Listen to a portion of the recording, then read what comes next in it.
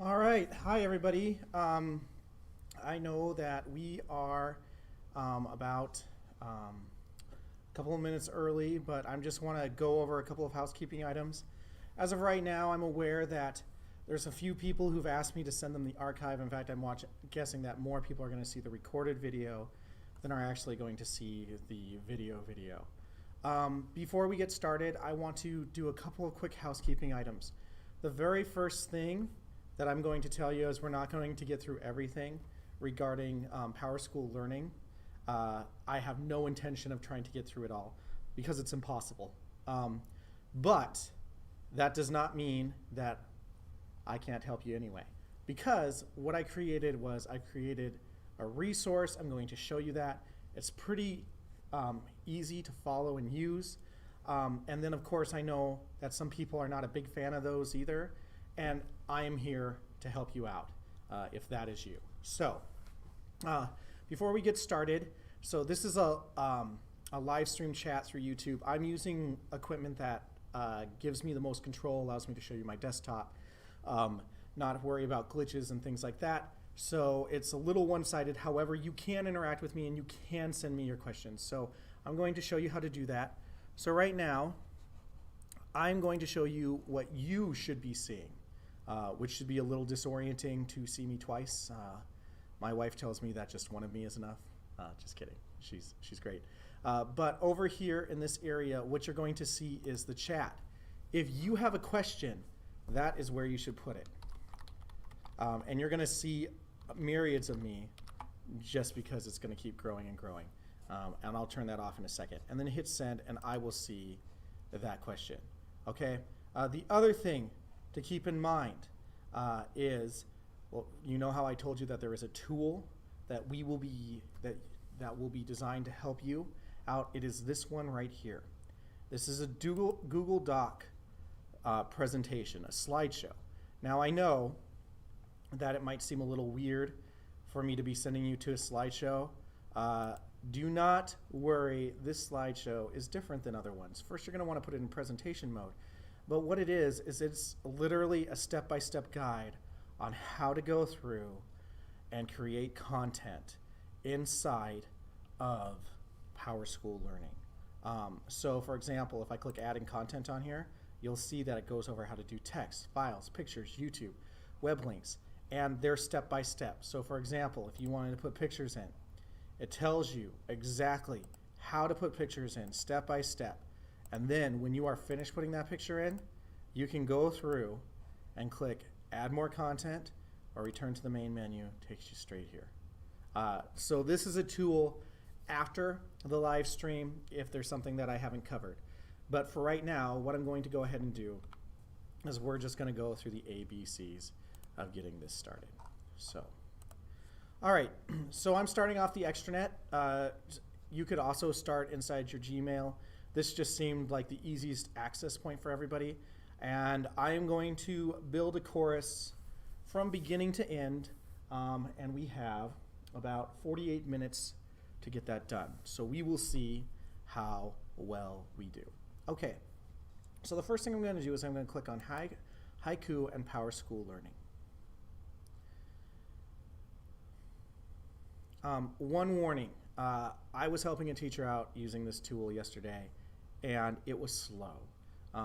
I'm assuming that is simply because of the fact that there are thousands upon thousands of schools right now, all moving to an online platform, and the servers have just got to be being hammered. This is not something I believe our district has anything to do with. I think they're all hosted on Powerschool Learning servers, and because of that, we are going to just have to be super patient. So hopefully it doesn't slow us down too much. If it does, we'll go through and find other ways to communicate some of this information. All right, so right here, this is my portal. These are all the classes that I am technically a part of. Now, if you are thinking, Mr. Arnold, you have a lot of classes, you are absolutely right. You should not have nearly as many classes as me. The reason why I have so many classes is to help you guys out. I have all of Horizon East teachers' classes added to me every single year. So because of that, it takes, I end up with quite a few. And if I click on my classes, you'll see the same thing. Massive lists, which are not particularly helpful, but you should have some of these classes as well. If you don't and you feel like you need to make content, I'm going to go over how to make a brand new class. But usually, if you can, you should be using courses that the district already created for you. The reason why is those classes are created for you based on your schedule. I'm going to, gosh, who should I use? Once again, I'm sorry, guys. It says it's slow. I'm actually, in my mind, editing how far we can get with this just because of how slow this program is being. I'll close a couple more tabs, see if that helps anything at all. All right. There we go. Okay. So these are all my courses, but if you're a teacher and you have your course, what you can do is you can add students from other classes that you have into one master class. You should know that when it comes to your classes, there's going to be 3 different types of classes. One of them is active classes, which means that you have created them and you have told Powerschool Learning, this class is ready to go. I'm ready for students to use it. There's inactive classes. These are classes that you may be working on, but students cannot see them yet. And then there's templates. When I create a template, it's usually if there's something that I know I personally want other people to be able to copy and use for their own class. I used to do this with elementary all the time. I had a template for K through 2nd and another template through 3rd through 5th, and then it had a bunch of pre-populated resources. The teachers could just go in and edit it. I have not done that at the middle school level because you guys all teach different topics and subjects, and so what you are going to find useful is so wide, so vast that it just didn't seem worth the time to try to create templates and guess as to what you would need. So the very first thing I'm going to do is I'm going to click on New Class right here. So when I click on New Class, what it does is it's eventually going to bring up a window. And we are just going to wait for that window to open. All right. Gives me a class name. It creates a URL for it. I can do a short summary.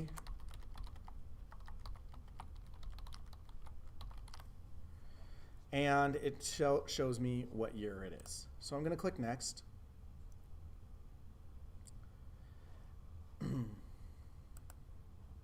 Sorry, once again, going to be slow today.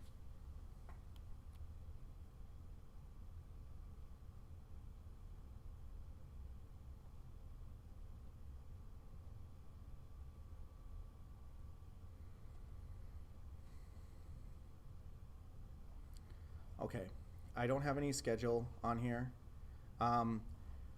Normally, Powerschool would populate schedules, but since I'm just making one from scratch for a demonstration, that's not going to apply here. I'm just going to click Finish. Once again, if you have a class that's already populated, that says like period 1 or period 2, I would strongly encourage you to use those, or if you're going to make another class, to import those rosters. And I do have how to do that on those resources. I will also try to get to it during our time together, but essentially what it does would be allow you to make a single class and then take all your students from all the different periods and have them dumped into your class so that they can all see the content, so you only have to update one class versus all of them, which of course is a very, very handy skill.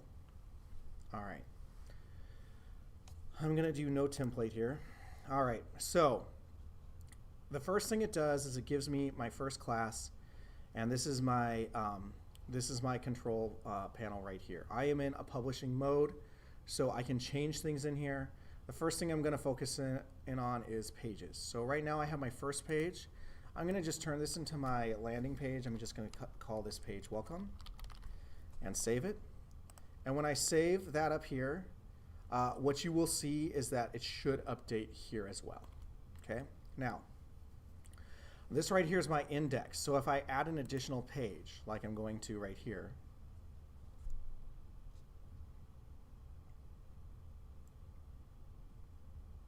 this is going to be Be a lot of waiting for this one. When I add a page here, it will automatically add it into the session here. Now I know it's kind of hard to see because it's grayed out, but one of the things you may notice is that there's what looks almost like ripples coming out of this page right here. So I'm going to do second page. And those ripples mean that students can see this page if they're turned orange. If they're turned gray, they can't see it. And I'll show you what that looks like. Now, when I'm adding a page, I have a couple of options. I can put it to the bottom of the list of pages, or I can put it as a subpage. And I'll show you what both of those look like. So I'm going to do a second page right here. I'm just going to refresh this page. Don't worry, we're going to get this. We're going to see that kitten lots. If yesterday was anything to go by. You see that this is grayed out and there's a slash through it. It means that I can build whatever I want on here and that students won't see anything that I'm making, which can be pretty handy if you're working on something. Let's say the time comes, you're rolling out your stuff to students. You have, a couple of weeks done, but you're working on the third week. You don't want students to see that third week. They don't have to see that third week. It continues to stay grayed out until you click on it. And then if you click on that button, it will ask you if you want to publish. Now you can also click on the publish button right here. You can tell it to publish now, you can tell it to publish on. So for example, if I know I'm starting my second unit on April 14th, I could make it say April 14th. And then I just go ahead and I click save.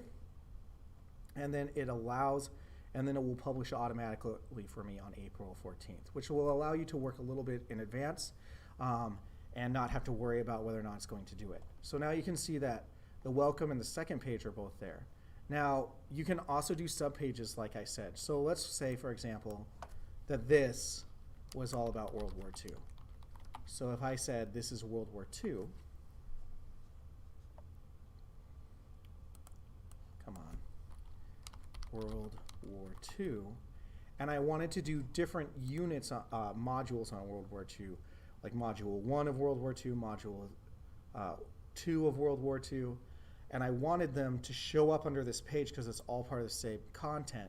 That's when I would go through and make subpages. So I can click Add Page, and then I can pick as a subpage. Now I can make it a subpage of World War II or Welcome. It's automatically choosing World War II because that's the one I have. That's the page I'm currently on, and then I would just type in Module 1. And I click Save.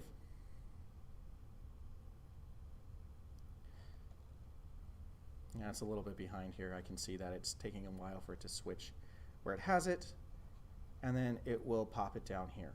Okay, now don't worry too much. I'm going to get really tired of that kitty cat by the time these 2 weeks are done. Hopefully Powerschool Learning eventually gets themselves filed up.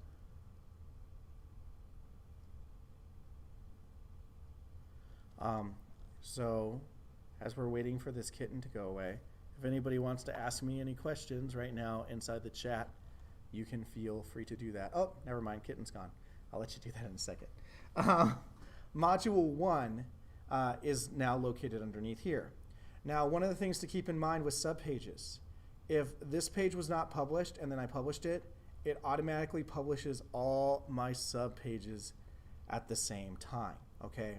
Now, let's say that I had a third page and I'm taking my life into my own hands by trying to add a third page here, but it's the only way to show you guys. So hopefully there we go. Hopefully it does it nice and easily. Let's say that I have a third page and I accidentally published it as a subpage underneath Module 1. How would I fix that? Would I need to delete the whole page? No, not at all. The nice thing about this is that after you've created your pages, you can rearrange them, and it's honestly pretty easy to rearrange them. So you can see that that is listed as another subpage. If I click Organize Pages, it says it's waiting. I'll trust that it's telling me the truth. It shows me all the pages, and then what I can do is I can go through and click on this side here and I can click and drag it. Not only can I click and drag this one, let's say I want my third page to become my second page. I can drop this page down, I can drop this page underneath the third page, and it brings it right there. And so now I've rearranged how my pages are showing up. Also, from here, I can change the name.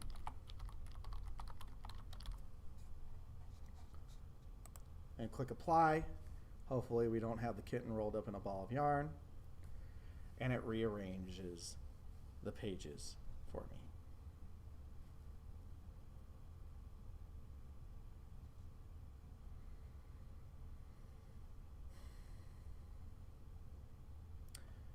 All right. Oh, something I didn't mention. You can see these trash cans, or you could see those trash cans over there.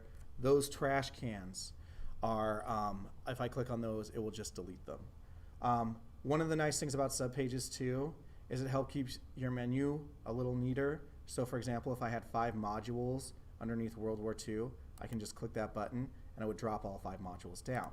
But the rest of the time, they're all stored up there. All right. So that's just basically how you add and subtract pages.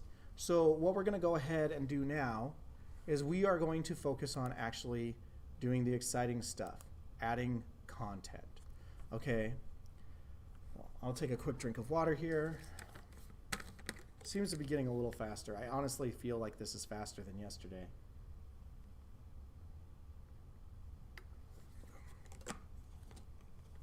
All right. Okay, so the content block right here allows me to bring in different content, different things that I want my students to see. And there's a lot of options with it. So what I'm going to do is click Add Content Block.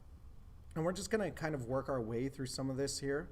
I'm not going to do too much with the calendar just because I personally don't use the calendar that much, but I'll try to get through all of this, and maybe we'll touch a little bit on assessments and pools as well.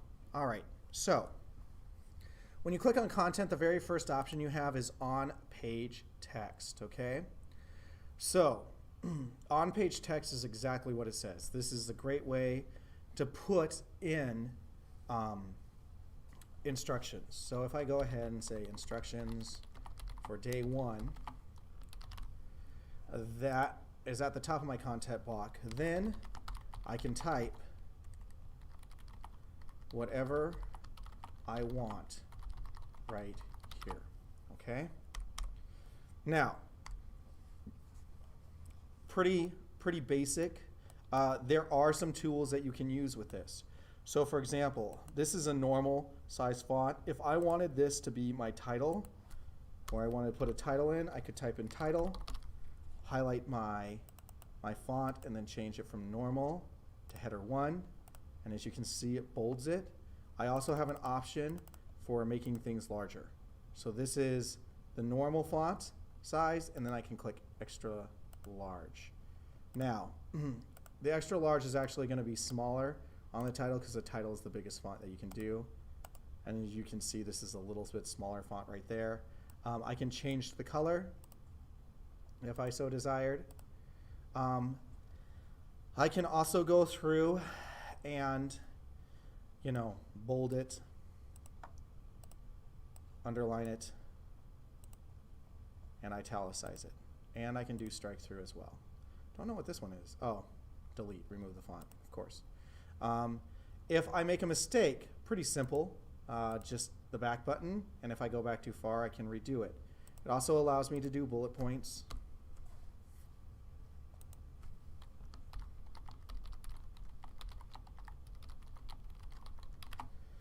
The other thing that I can do with this as well is I can put in a photo.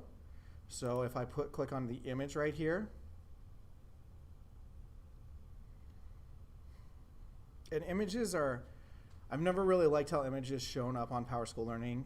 They can be tricky in that you kind of have to pay attention to what size the image is, because sometimes it will just be so big. I always choose from my computer. Here's a hot tip for everybody. If you find an image on the internet, okay, I don't even know what's on here. Let's see here if there's any pictures. No, there's nothing. I'll have to bring in a picture really quickly. If you find a picture on the internet and you just copy and paste that in there, like let's do the globe here. Download image or save image as globe. If you go through and just bring in the URL, the problem with doing that is if somebody removes that image no longer will be on yours, okay?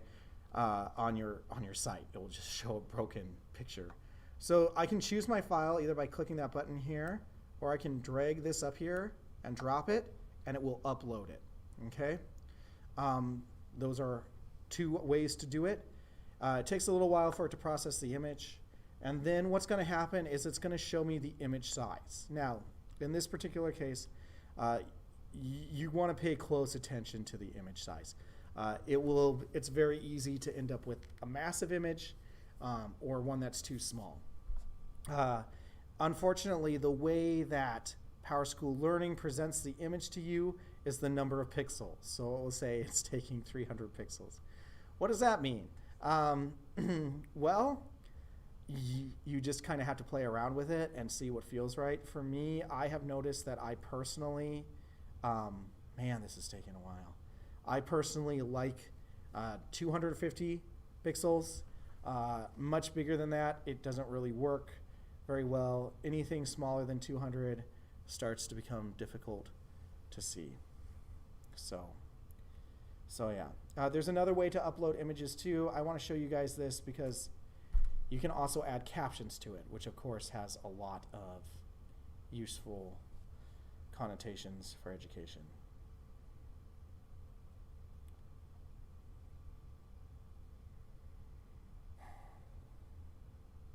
Sorry about this, guys. Once again, for those of you who joined a little bit later, I'm just going to go over this briefly.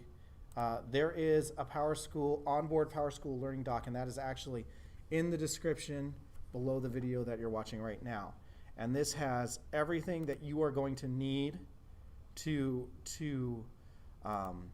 use Powerschool Learning. Step-by-step instructions. I would really encourage you to use it after this video is done. And one of the reasons why I'm plugging this is, once again, with how long this is taking to load, and I'm just going to give it a couple more seconds and then I'm going to cancel it. I'm not quite sure how far we're going to get with this. All right. I'm going to click cancel on it because I can't spend the whole time waiting for that to load. Okay. But yeah, you can load pictures up on it and you can put captions underneath. Pretty self-explanatory. The other thing you can do is you can add a hyperlink. So let's say you want your students to go to another website. So what would that other website be? Let's do Khan Academy or Tinkercad, one of my favorite sites. Okay, so let's say you want your kids to go to tinkercad.com. All right, you go through and you highlight the URL, which is the web address right up here. You can go through, right-click on your mouse, click copy, and then go to Powerschool Learning, highlight the words you want them to click on to get to another website, and then click on this link right here. Oh, come on. It just might just, oh, is it going to do it? The excitement is real. Is it just going to show me a loading screen? Unfortunately, this is a lot of what you guys are going to experience right now as you try to build your content. All right, so you have website. If it's a page in this class like this, you can just choose the page, which is handy. File, you can choose a file, and then there's also the email address. We'll go over files a little bit more later. I'm going to go ahead and I'm going to paste in the link, and then when I click save, what will end up happening is that when I click on that right there, it will take me straight to that website. Let's hopefully not get the kitty in the yarn. So, of course. But it looks like it partially loaded, so we're going to give it a shot to see. No. Here we go. Another website right here. Click on it, And as you can see, it links me straight to Tinkercad. So it worked in spite of the kitty with the yarn. Okay, so that is how you just put in straight text. If you want to put in files, let's say that you have a PDF of homework that you want students to have access to, you can go ahead and click Files. Unfortunately, with all these things, you are going to have to give it a title, but you don't necessarily have the students see the title. So for a lot of times when titles aren't necessary, I would just type in something random and then click Hide Title, because nobody's going to see it other than me. Click Next, and then it will allow you, it's going to give you two windows. One of the windows, it allows me to upload a file. So of course I'll attach from Google Drive. Oh gosh. I'll just do this one right here. Okay. When I attach the file, I have a couple of options. So when I am pulling in from Google Drive, it is actually accessing Google Drive, which means if I allow students to comment or collaborate, they can literally change my document. Obviously not something that you want. If you just want them to be able to read it and that's it, I would click PDF. It makes a copy of the document. The students can't interact with it at all. If you are, for example, making a template that you want students to copy, so for example, let's say that you have notes. You want students to use the note format that you have, I would click Read Only and then tell the students they have to copy it, okay? If you want them to be able to collaborate with you on it, collaborate, but understand that it's the same as just sharing a document normally is. So I'm going to click Read Only. I'm going to click Attach.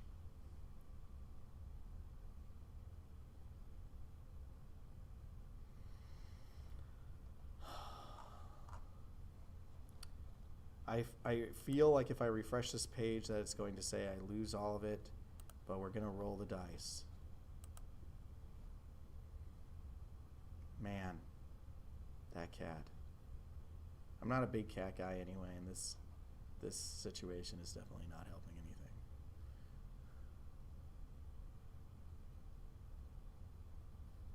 anything. Yeah. I see some other people talking about, Ashley's talking about the Tangled Kid on the screen every 30 seconds. Yeah. Like I said, unfortunately, Ms. Sherbinsky, this is kind of how it's going to be until they are able to fix it. So right here you can see it says these are files, but all the files that I tried to save are not working, and when I click on edit, it's not allowing it to go. Which is a lot of what you guys are going to experience. What I'm hoping is that over the next couple of days, because what's happening right now is Powerschool, oh, here we go. Let's see if I can save this.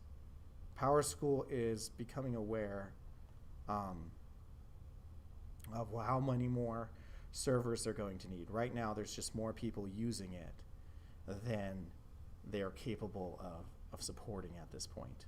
All right, so now I have this file right here, introduction paragraph by Vivian Ming, and when I click on it, you can see that it's right, that it takes me straight to it, okay? Now, if I was going to give students a lot of content to read and click edit, I can actually describe it. So this is this week's reading. I'm pretty sure there's some questionable grammar in there. I can click save, and then the students will know exactly what they're supposed to be doing with that content. I can also add more files into it. Once more, I'm just going to reiterate, because I feel bad for everybody who's trying to follow along. I've been able to get some stuff through, but like I said, Ms. Sherbinsky is telling me that she, Jess, and Kelly have not been able to get anything in at all. You are not doing anything wrong. It's just the way the technology is right now. All right, so just keep trying. Hopefully it will come up. All right, so I have two of these on here. What I'm going to do is I'm going to show you guys some cool features. So I noticed that, you probably noticed that I went and dragged this over here already. You can rearrange your content on your page to be more visually pleasing. One of the things that you should know is if you put a video and you drag it over here, and I'll show you that in a second, the video will not show up if it's as narrow as this one. But one of the things that Powerschool Learning gives you is the ability to change your page layout. So if I click on Manage Page right here and do Page Layout, I can do this in several different ways. I can do one column, I can do two even columns, so the same width, a wide right, so basically a mirrored image of this, the traditional, which would be a narrow right column and a narrow left column, and 3 columns. Okay, so here has been my experience working with this program.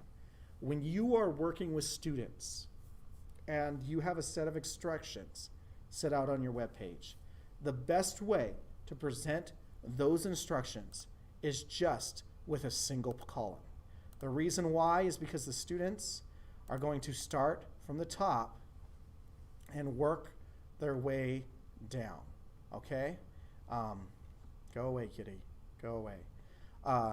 So they can see everything and it's in the right order that you want it, okay?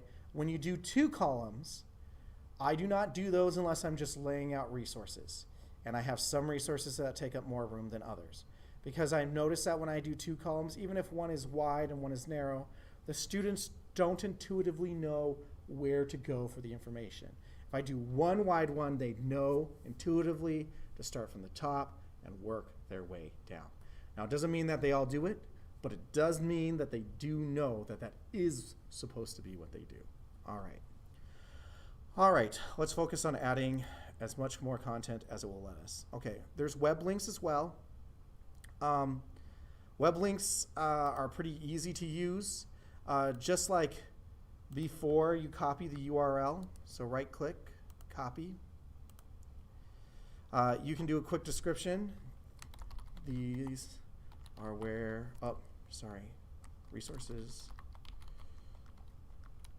These are where you will get your research from. And then what you do is you put the link, so where you want them to go, you copy that into the left-hand side. And then the label is what they see. So if I type an example here and click Save, what ends up happening is that when the students see it, all they see is the sample. They don't see the actual URL, which makes your form look a lot neater. Also allows you to label your resources. Like, for example, for me, I would put like Britannica or something like that in there. All right. Let's try images one more time.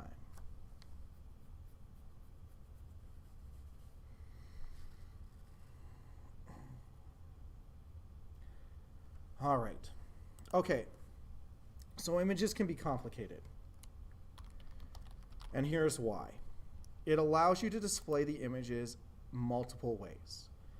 So one of them is thumbnails on page with slideshow. So if you take a look at this, you can see that there's one great big rectangle and several smaller squares underneath.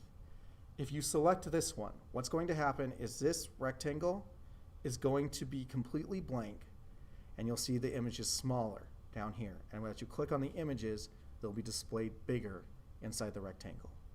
There's also first image on page with slideshow. It's identical to this one, except for your first slide on there will be being displayed on this one, and then all images on page. All images on page is my favorite because it shows all your content at the same time, okay?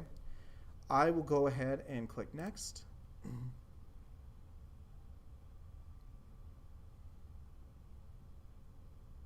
Please work.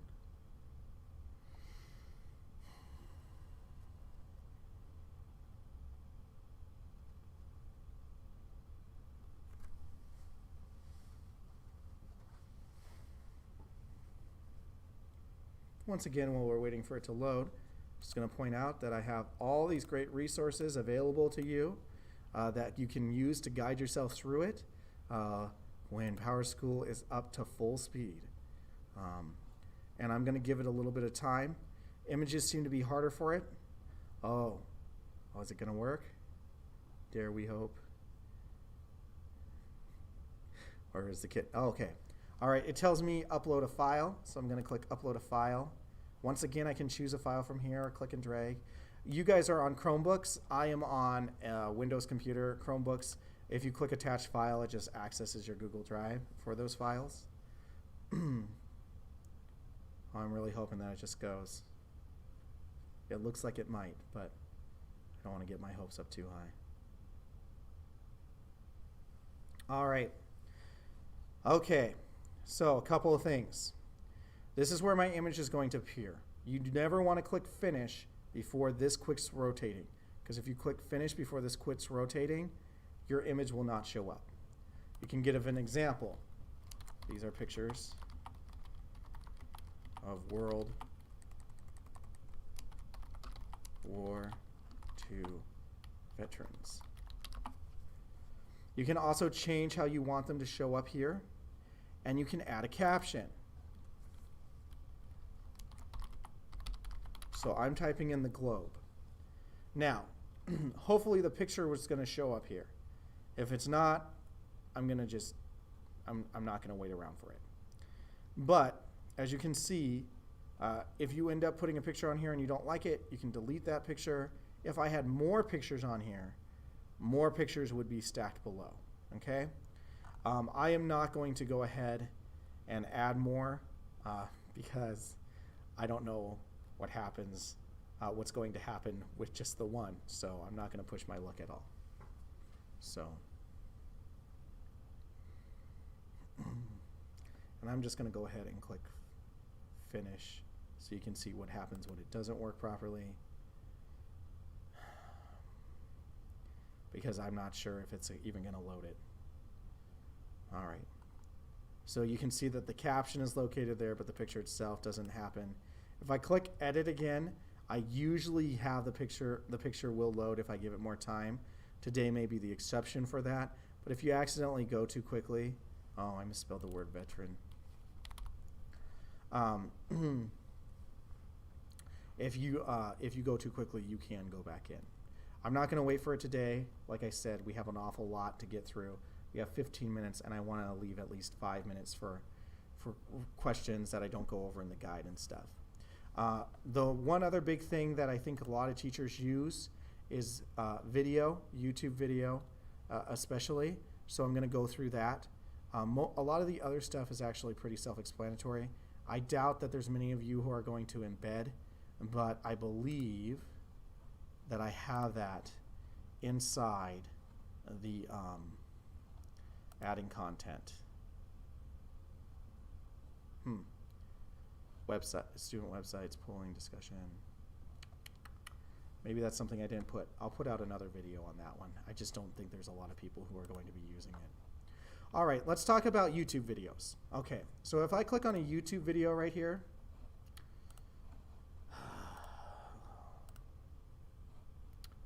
maybe the kitten's here for good.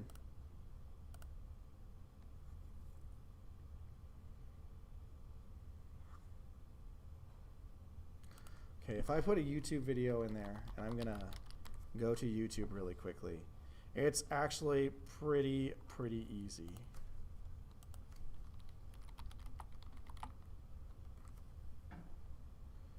All right.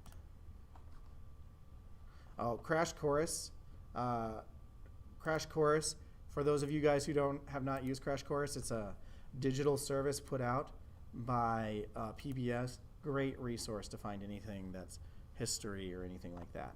Okay, so Crash Course. So so what I did was I clicked on the video and I copied the URL up here. I can also right-click on this and click Copy Video URL. If there's something at the beginning of a video, like an introduction or something, what I can do is I can move the video to where I want it to start, and then I can click Copy Video at current time, and when it plays, it will play from that point, which is handy. The one big thing that you want to do when you are getting ready to embed these videos is make sure that it's approved. Because if it's not approved, even if you embed it, students won't be able to see that. So make sure that it's approved. And we'll see if this is, yes, this is ready to go. Okay, so then all I have to do is paste the URL in, click Next. And when I do that,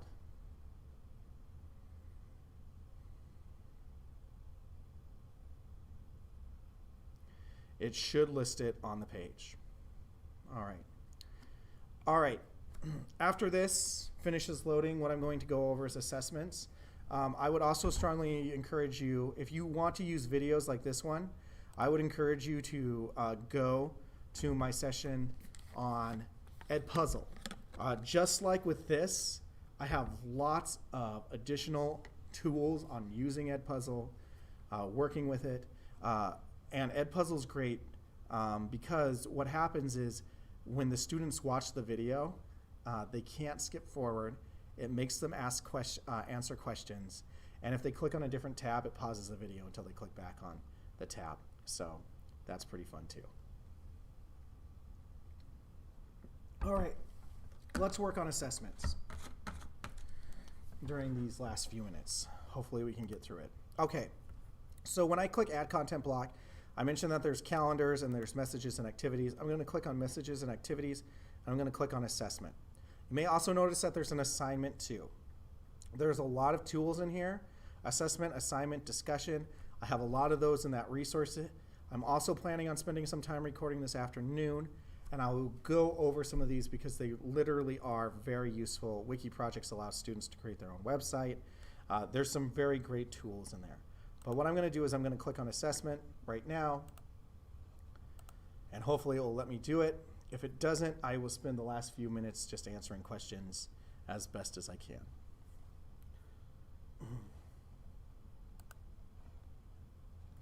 All right. So assessments are like, the name's a little misleading simply because it makes you think that it has to do with a big test. It's not a big test. An assessment is on Powerschool Learning is anytime you have a worksheet with multiple choice questions or even short answer questions. An assignment is usually when the students are putting in a finished product, okay? So a finished product could be anything from, turning in a paper for something, or just writing their thoughts down, anything like that. So we have an exam right here. The difference between an exam and a practice is a practice does not have any points assigned to it. An exam does. So if you actually want to assess where the students are, you're going to want to click on exam. And the nice thing is, and I have not used this because I don't have a grade book, because I do not grade my students, even my Discovery students. It's completely enrichment. They don't get graded on it.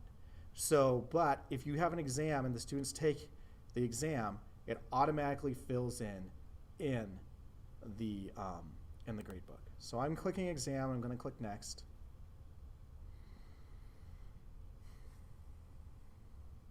We'll see how far I get with this. Once again, if we don't get super far, don't worry. I'll put out another video. It's also in the resources, and I'll link to the video in the description too once I get it made.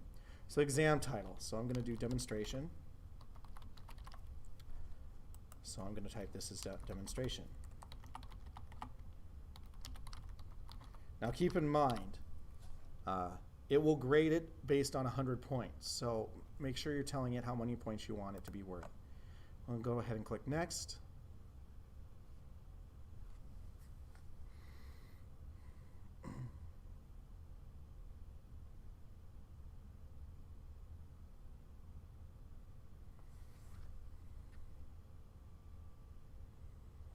All right, so you can set a couple of things. You can set a time limit for them. You can, if you want to give students multiple chances, you can. You can randomize the questions, and you can randomize the answers in multiple choice. Why would you want to do that? Well, so Jimmy doesn't tell Susie, oh, the answer to question number 3 is the third one, or you don't want kids looking at each other's papers or something like that. I'm not sure how much we can control that when they're all at home, excuse me, and may or may not be hanging out with each other. But I'm just going to go ahead and click save. And then what it's going to do is it's going to open up the question itself. Oh, come on. We have 7 minutes. Are we going to make it? How far are we going to get with this? We will see.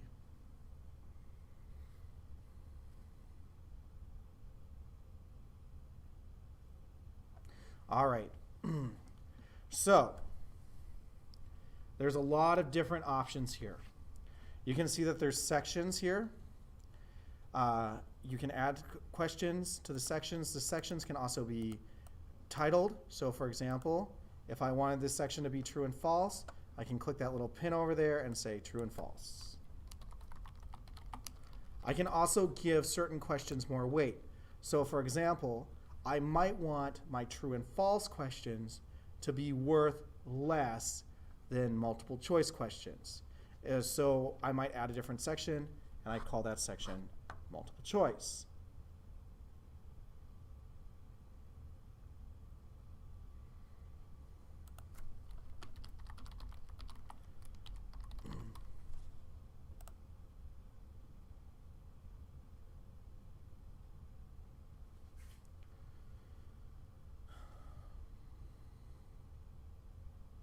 Well, we haven't gotten the kitty for a little while, so it's due to pop up any second now. Awesome, we didn't get it. Okay, so now what I can do is I can add a question. When I click add question, you get lots of options. Short answer, essay, fill in the blank, matching, multiple choice, true and false. So what we're gonna do is we will just go ahead and do multiple choice. I don't know how far we're gonna get with this, but I'll give you what I can in the next couple of minutes. All right, so when I have a multiple choice, you type in your questions up here,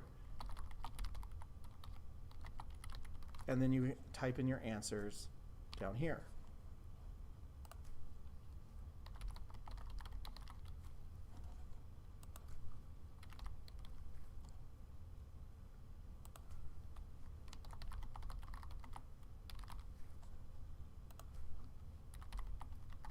Okay. So, and then the one that's correct, you just click on this dot right here, and now that one is marked as the correct answer. So it will automatically go through, and if the student selects it, mark that one as correct. You can add choice, you can add more in here as well, and you can tell it which section you want it to be in. So true or false or multiple choice. You can also increase the weight of it. So if I say this one's worth twice as much as one, it automatically adjusts, okay? So obviously, if you want your, you want like an essay question to be worth way more than another, true and false, you can do that. I'm gonna click save, and it should store it right underneath multiple choice right here. Now, if I accidentally put a question in the wrong area, what I can go ahead and do is I can also change where it goes. By clicking organizing sections, I can change where my sections go to.